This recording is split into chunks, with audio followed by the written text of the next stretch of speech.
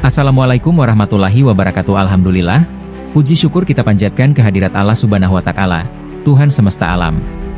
Shalawat serta salam semoga selalu tercurah kepada Nabi Muhammad Shallallahu Alaihi Wasallam, suri teladan bagi seluruh umat.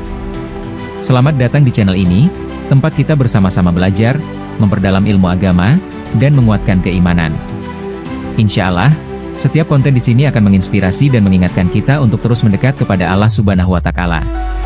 Sebelum kita mulai, jangan lupa klik tombol like, subscribe, dan share ke teman-teman kalian, supaya semakin banyak saudara muslim yang mendapatkan manfaatnya. Bismillah, yuk kita mulai. Di sebuah kota yang gemerlap namun penuh bayang-bayang kesirikan, maka, lahirlah seorang bayi laki-laki dari keluarga terpandang Bani Zuhrah. Bayi itu diberi nama Abdurrahman bin Auf. Nama aslinya adalah Abdul Ka'bah, pelayan Ka'bah, tetapi setelah cahaya Islam menerangi Makkah, Rasulullah mengganti namanya menjadi Abdurrahman, hamba Tuhan yang Maha Pengasih. Sejak kecil, Abdurrahman tumbuh menjadi pemuda yang tangguh, cerdas dalam berdagang, dan disegani kaumnya. Ia memiliki kecerdasan alami dalam membaca peluang, menghitung untung rugi, dan memahami kebutuhan manusia. Tetapi satu hal yang lebih menonjol dari kecerdasannya adalah kejujuran. Dalam masyarakat Quraisy yang terbiasa menipu dalam timbangan, Abdurrahman justru dikenal tidak pernah mengurangi hak pembeli, bahkan sering memberi lebih. Awal menerima Islam. Ketika usianya masih muda, Abdurrahman dipertemukan dengan kabar besar.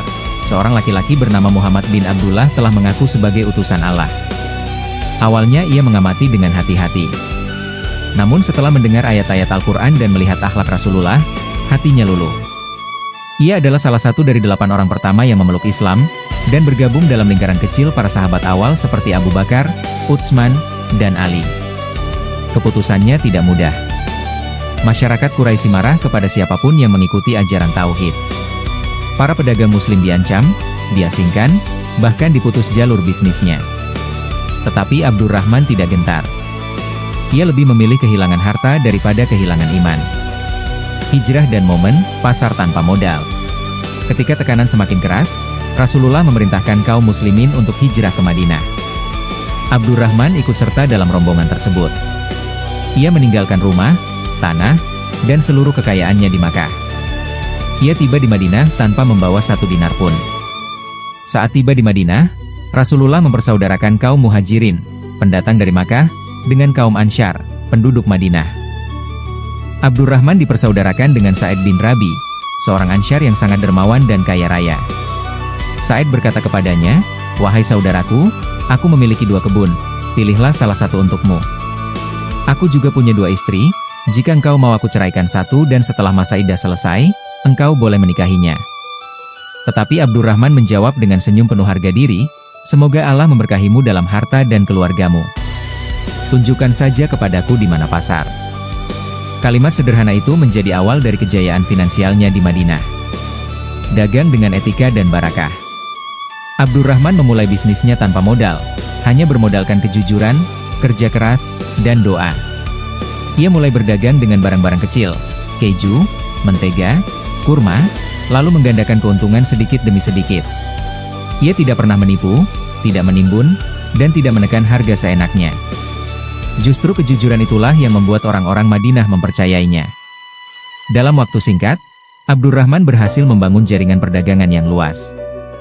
Hartanya berkembang pesat hingga ia menjadi salah satu orang terkaya di Madinah. Namun yang membuatnya luar biasa bukanlah jumlah hartanya, melainkan cara ia memperlakukan harta itu. Pengusaha yang dermawan. Ketika pasukan muslim hendak berangkat ke medan perang Tabuk, perang yang membutuhkan biaya sangat besar, Rasulullah menyeru umat Islam untuk bersedekah. Kaum muslimin memberikan apa yang mereka mampu. Utsman bin Affan menyumbang banyak.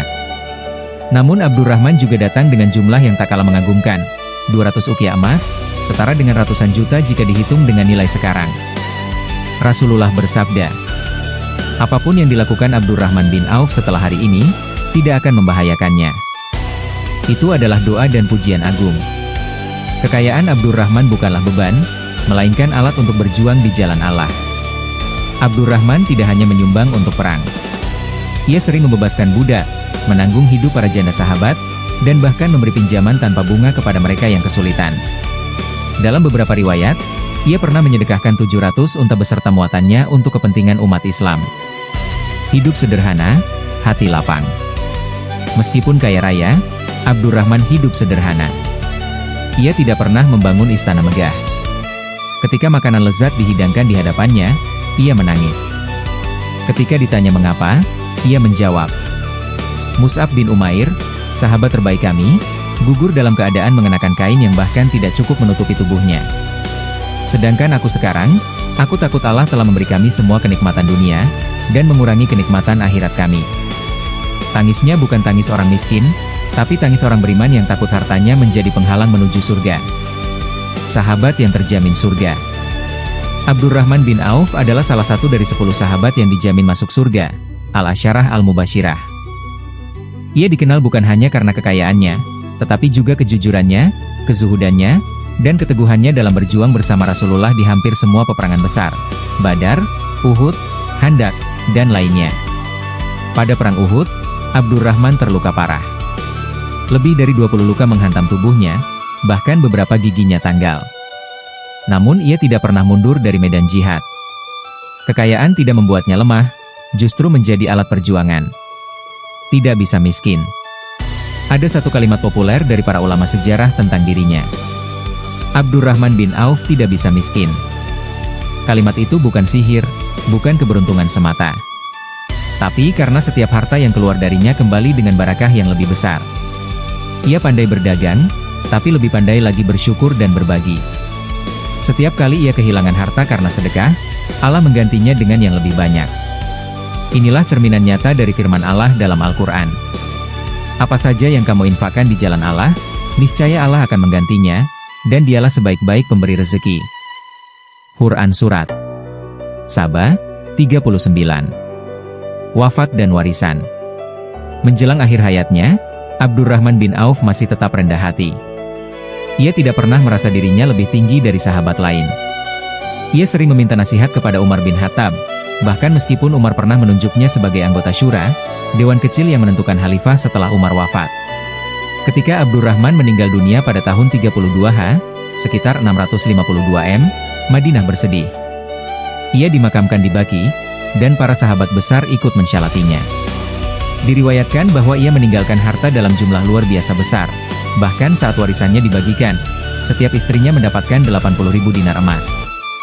Namun lebih besar dari semua itu adalah amal jariah dan doa dari ribuan orang yang telah ia tolong selama hidupnya. Pelajaran dari Abdurrahman bin Auf. Kisah hidupnya memberi pelajaran mendalam bagi umat Islam. Harta bukanlah musuh iman, selama harta itu berada di tangan, bukan di hati. Keberkahan rezeki datang dari kejujuran, bukan dari tipu daya. Sedekah tidak membuat miskin, tapi justru memperluas pintu rezeki. Zuhud bukan berarti hidup miskin, tapi hati tidak terikat oleh dunia. Kesuksesan sejati adalah ketika kekayaan dunia menjadi sarana menuju kebahagiaan akhirat. Abdurrahman bin Auf bukan sekadar pedagang sukses. Ia adalah teladan pebisnis muslim yang menyeimbangkan dunia dan akhirat.